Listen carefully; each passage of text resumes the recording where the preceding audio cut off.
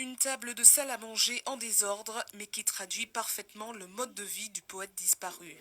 Le décor de la maison d'Aimé Césaire est d'époque. Des photos de famille, une veste posée sur le dossier d'une chaise, la gouvernante qui l'a assisté pendant 22 ans est garante que chaque détail a été respecté, tout pour faire comprendre l'homme simple qu'il était. Il vivait comme tout le monde en fait, hein. Et le matin, son petit déjeuner, il partait à 8 heures au travail, il revenait.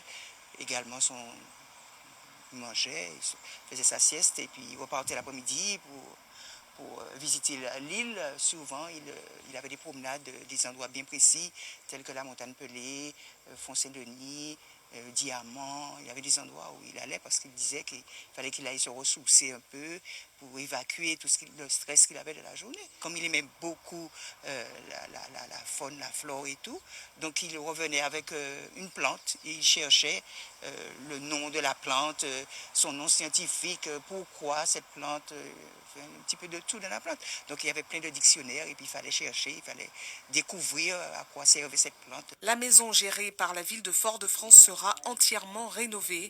Les travaux de rafraîchissement qui devraient durer 2 ans avec un coût entre 400 000 et 600 000 euros pour la première phase entrent dans le cadre d'un grand projet de promotion de la vie du chantre de la négritude. Nous avons toujours voulu, lors de nos discussions avec le maire de Fort-de-France, Didier Laguerre, nous avions convenu très tôt qu'il fallait établir un pont, une passerelle entre la ville où Césaire est né ou la ville où Césaire a exercé.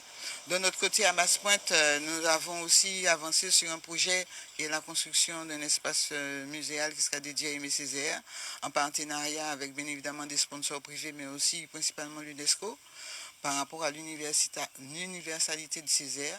Et là aussi, c'est un projet qui avance très très bien puisque nous avons rencontré dernièrement les représentants de l'UNESCO. Et pour mieux promouvoir la vie de l'écrivain dont les œuvres sont mondialement connues, la Fondation Aimé Césaire a officiellement été créée en juillet 2018. 10 ans après la mort du poète, elle devrait commencer ses premières actions de promotion dès la fin de l'année. Au départ, on souhaitait une fondation d'utilité publique, mais on ne peut pas y parvenir tout de suite, donc on y parviendra dans 3 ans. Et pour faire une fondation d'utilité publique, il faut réunir 1 500 000 euros qu'on ne peut pas débloquer, qu'on ne peut pas toucher. Et en plus de ça, il faut des moyens de fonctionnement. On n'a pas pu atteindre ce montant-là, mais même si on était proche grâce à la valorisation de la maison Césaire, c'est pour ça que nous avons décidé, en concertation la plus large possible avec à la fois la famille, les élus, ses amis, de faire une fondation pour l'instant abritée qui deviendra une fondation d'utilité publique dans 3-4 ans. La Fondation Aimé Césaire devrait installer son siège dans la maison du poète dès la fin des travaux d'ici 2 ans. En attendant, le public est invité ce week-end à découvrir le décor dans lequel Aimé Césaire a évolué durant une grande partie de sa vie à Fort-de-France.